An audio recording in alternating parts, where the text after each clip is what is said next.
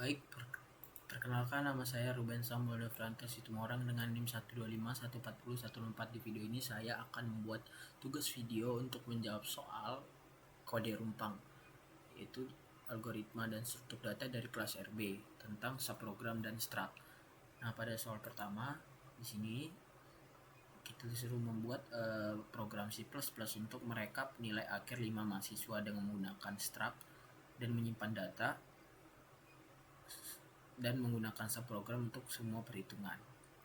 Nah, di soal pertama ini kita sudah diberi template kode program, kita tinggal mengisi bagian-bagian rumpangnya ini. Oke, lanjut. Pada bagian awal program terdapat beberapa library yang digunakan seperti iostream dan string dan iomanip. Nah, library iostream ini digunakan untuk melakukan proses input dan output seperti menerima data dari pengguna menggunakan cin dan menampilkan menggunakan cout. Lalu library string ini digunakan untuk menyimpan data berupa teks seperti nama dan NIM mahasiswa. Lalu library iomanip ini digunakan untuk mengatur tampilan output agar rapi seperti tabel, karena pada soal ini kita dituntut tampilan outputnya seperti tabel ini, rapi jadinya. Oke. Lalu terdapat di sini perintah using namespace std. Perintah ini digunakan agar kita tidak perlu menuliskan cout dan cin, sehingga kode ini menjadi lebih sederhana. Oke. Pada bagian ini kita akan membuat sebuah struct yang bernama mahasiswa nih. Struct ini digunakan untuk menyimpan beberapa data mahasiswa dalam satu tipe data. Di dalam struct ini terdapat beberapa variabel, yaitu NIM, nama, nilai tugas, nilai UTS, dan nilai UAS. Variabel NIM ini digunakan untuk menyimpan nomor induk mahasiswa. Variabel nama untuk menyimpan nama mahasiswa. Sedangkan nilai tugas UTS dan nilai UAS digunakan untuk menyimpan nilai dari masing-masing komponen penilaian. Dengan menggunakan struct ini, kita dapat mengelompokkan data yang saling berkaitan sehingga program ini menjadi lebih rapi dan mudah dikelola. Lalu lanjut ke fungsi pertama yang rumpang kita akan kerjakan, yaitu hitung nilai akhir. Nah, pada fungsi ini menerima 3 parameter, yaitu nilai tugas, UTS, UAS. Dalam fungsi nilai akhir ini dihitung menggunakan rumus, yaitu nilai tugas dikalikan dengan 30%, nilai UTS dikalikan 30%, nilai UAS dikalikan 40%. Nah, ketiga nilai tersebut dijumlahkan sehingga menghasilkan nilai akhir mahasiswa. Setelah perhitungan ini selesai, fungsi ini akan mengembalikan nilai akhir menggunakan perintah return, sehingga nilai tersebut dapat digunakan pada program utama ini. Nah, nanti di program utama nanti dia dipanggil lagi nih teman-teman, di integer main ini nanti kita dipanggil lagi, fungsi ini dipanggil lagi. Lalu selanjutnya kita mengisi kode rumpang untuk menentukan grade, yaitu string get grade. Pada fungsi ini digunakan percabangan if dan else if untuk mengecek nilai akhir mahasiswa. Nah, jika nilai akhir mahasiswa besar sama dengan 85, maka yang didapat adalah A. Jika nilai akhir mahasiswa itu besar sama dengan 75, maka nilai yang didapat adalah B. Jika nilai akhir mahasiswa itu besar sama dengan 60, maka yang didapat adalah C. Jika nilai akhir mahasiswa besar sama dengan 50, maka yang didapat adalah D. Nah, jika nilai mahasiswa kecil dari 50, maka yang didapat adalah E. Lalu kita lanjut ke fungsi utama. Pada bagian ini pertama kita membuat array struct mahasiswa sebanyak 5 data ini. Array ini digunakan untuk menyimpan data 5 mahasiswa yang akan dimasukkan oleh user nanti. Nah, program ini menggunakan perulangan for untuk melakukan proses input data mahasiswa nih sebanyak 5 kali. Pada setiap perulangan, user diminta untuk memasukkan NIM, nama, nilai tugas, nilai UTS, dan nilai UAS. Setelah semua data dimasukkan, program ini akan menampilkan tabel rekap nilai nih, nilai mahasiswa. Rekap nilai mahasiswa. Nah, untuk tampilan tabel menjadi lebih rapi, digunakan fungsi setWay dari library AMNIP sehingga setiap kolom memiliki jarak yang sama. Ini setWay ini. Kemudian program menghitung nilai akhir dengan memanggil fungsi hitung NA. Nah, di sini hitung NA itu dipanggil kembali nih teman-teman. Dipanggil kembali nih. NA ini dipanggil kembali di fungsi utama. Lalu fungsi getGrade dipanggil lagi. Fungsi getGrade ini dipanggil lagi di fungsi utama untuk menampilkan grade apa aja yang didapat dari inputan user tersebut, mahasiswa tersebut. Lalu hasilnya ini menampilkan dalam bentuk tabel berisi NIM, nama, nilai akhir, dan grade mahasiswa. Nah, ini output yang didapat itu ini seperti ini ya, seperti tabel.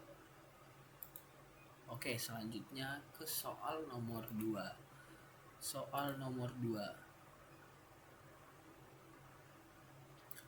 2 ini kita disuruh buat program C++ untuk menghitung dan mencetak slip gaji satu karyawan menggunakan struct sebagai parameter fungsi dan juga sebagai nilai kembalian. Di sini sudah terdapat template kode programnya. Kita tinggal mengisi bagian-bagian rumpangnya saja.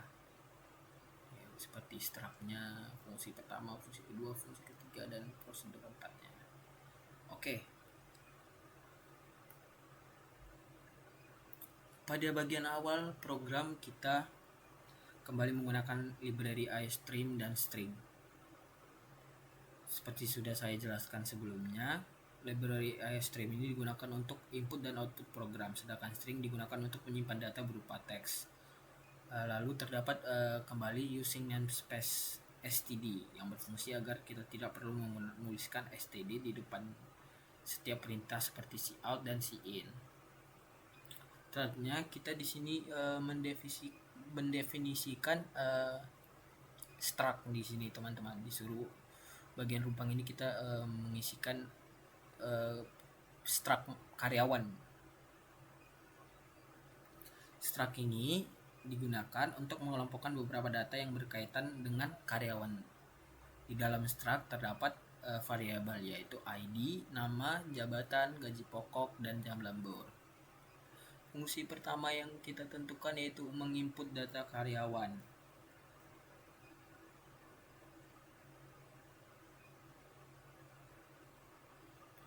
Nah, pada bagian pertama ini fungsi pertama kita harus mengisi data-data yang diperlukan untuk menentukan apa-apa saja yang perlu di sini teman-teman, seperti ID, nama, jabatan, gaji pokok, jam lembur seperti yang di atas ini. Kita untuk fungsinya untuk menginput.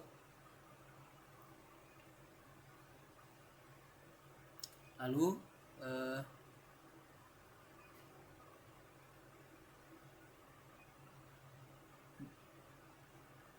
fungsi kedua itu menghitung tunjangan.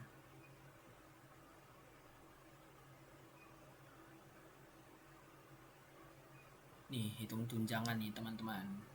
Dihitung tunjangan. Fungsi ini digunakan untuk menghitung tunjangan jabatan berdasarkan posisi karyawan. Di dalam fungsi ini terdapat perjabangan if dan else if. Nih, if dan else if. Untuk mengecek jabatan karyawan yang akan diinput oleh user. Jika jabatan karyawan adalah manajer, maka tunjangan yang diberikan adalah 20% dari gaji pokok. Jika jabatan karyawan adalah staff, maka tunjangan yang diberikan adalah sebesar 10% dari gaji pokok. Nah, sedangkan jika karyawan selain manajer dan staff akan dapat 5% dari gaji pokok. Dengan menggunakan fungsi ini, kita dapat menghitung tunjangan secara otomatis tanpa menghitung secara manual. Selanjutnya kita ke fungsi hitung lembur nih, hitung lembur. Oke. Nih. Sini kita mengisi bagian rumpangnya ya teman-teman. Fungsi ini digunakan untuk menghitung upah lembur karyawan. Perhitungan lembur dilakukan dengan rumus, yaitu jumlah jam lembur dikalikan dengan ini jam lembur dikalikan dengan gaji pokok, kemudian dibagi 160. Dengan demikian kita dapat mengetahui berapa nilai upah lembur per jam yang diterima oleh karyawan. Oke, selanjutnya kita ke prosedur cetak slip nih. Seperti ini. Oke, prosedur cetak slip. Prosedur ini digunakan untuk menampilkan slip gaji karyawan secara lengkap. Informasi yang ditampilkan meliputi ID karyawan, nama karyawan, jabatan karyawan, gaji pokok karyawan, tunjangan karyawan, lembur karyawan, dan total gaji. Total gaji ini dihitung dengan cara menjumlahkan gaji pokok, tunjangan, jabatan, dan upah lembur. Dengan adanya prosedur ini, hasil perhitungan dapat ditampilkan dengan rapi sehingga pengguna dapat melihat detail gaji karyawan secara jelas.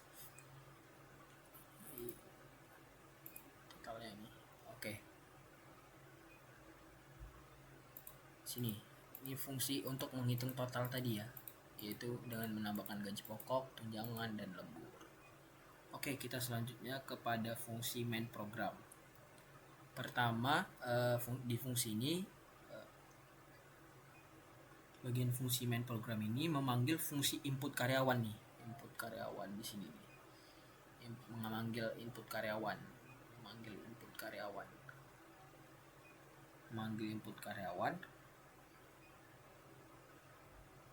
untuk menerima data dari user, teman-teman. Setelah data diterima, program kemudian memanggil fungsi hitung tunjangan untuk menghitung tunjangan, jabatan, serta memanggil fungsi hitung lembur.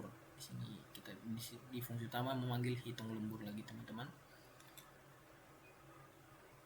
Setelah kedua nilai tersebut diperoleh, program tersebut memanggil prosedur cetak slip untuk menampilkan seluruh informasi gaji karyawan. Nih, dipanggil lagi cetak slip di fungsi utamanya.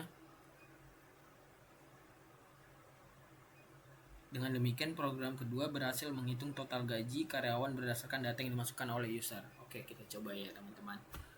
Untuk inputnya apa saja, ID-nya kita buat 34, namanya manager, gaji pokok ini 2, 3, 2, tim lemburnya 2 ya. Nah, ini total gajinya ini teman-teman, sama ya seperti output yang diminta ya teman-teman. Nih, ID-nya ini, namanya ini manager, gaji pokoknya. Baik, selanjutnya kita ke soal nomor 3, yaitu membuat program C++ kasih sederhana untuk mengelola pembelian n item barang. Program ini menggunakan array of struct dan beberapa subprogram untuk menghitung serta mencetak struct. Oke. Sini terdapat template program, kita tinggal mengisi bagian-bagian rumpangnya saja. Sudah. Selanjutnya pada bagian program pertama ini terdapat library yang telah kita gunakan pada soal-soal sebelumnya, seperti IOStream, string, dan perintah using namespace std yang fungsinya sudah saya jelaskan di soal-soal sebelumnya. Lalu pada pertama kita di sini disuruh membuat struct yang bernama pembelian dan berisi variabel yaitu kode, nama, harga, dan jumlah beli. Nah, program ini juga memiliki beberapa fungsi, yaitu fungsi pertama yaitu fungsi untuk menghitung subtotal. menghitung subtotal dengan cara yaitu harga dikali dengan jumlah belinya. Lalu yang kedua, fungsi kedua yaitu untuk menghitung diskon. Di sini fungsi untuk aturan diskonnya itu jika jumlah beli sama dengan 10 atau lebih, maka mendapatkan diskon 15%. Jika beli barangnya itu sama dengan 5 atau lebih, maka akan mendapatkan diskon 10%. Dan jika kurang dari 5 pembeliannya, maka tidak ada dapat diskon sama sekali. Lalu fungsi kedua fungsi berikutnya yaitu untuk menghitung total.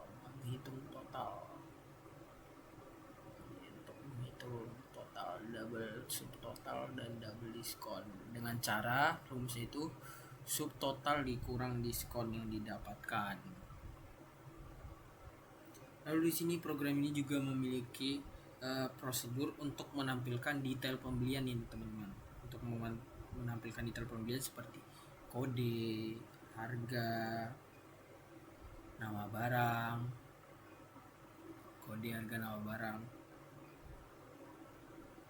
jual beli, jumlah beli, subtotal, diskon, dan total dari semua pembeliannya teman-teman. Oke, kita lanjut pada fungsi utama. Pada fungsi utama, program pertama yaitu meminta user memasukkan jumlah item yang akan dibeli ini N. Memasukkan jumlah N yang akan dibeli. Setelah itu program menggunakan cin ignore yang fungsinya yaitu untuk membersihkan karakter enter yang tersisa di buffer input setelah menggunakan cin.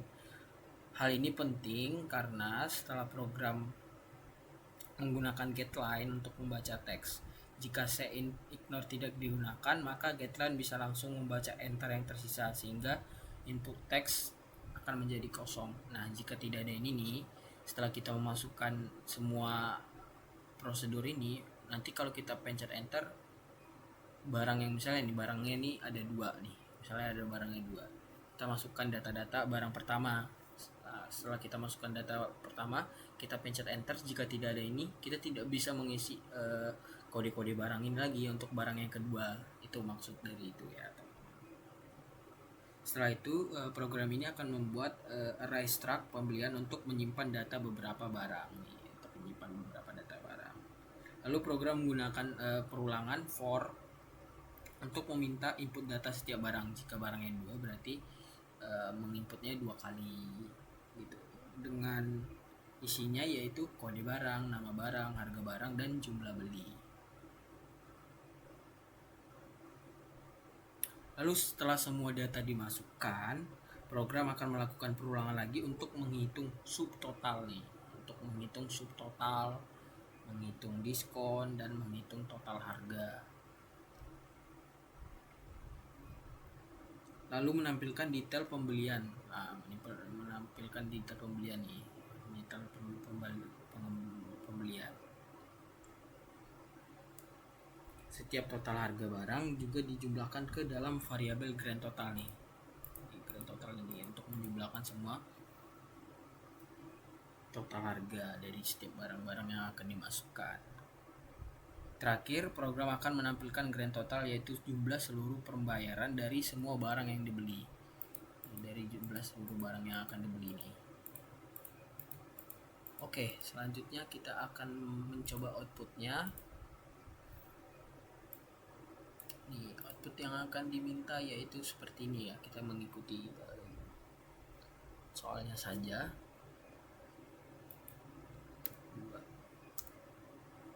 Barang pertama, barang 1, nama, buku tulis, harga barang berapa? 4.000. Jadi kita buat ini 10 saja biar sudah dapat diskon. Baru barang kedua kedua nama barang ini ST aja.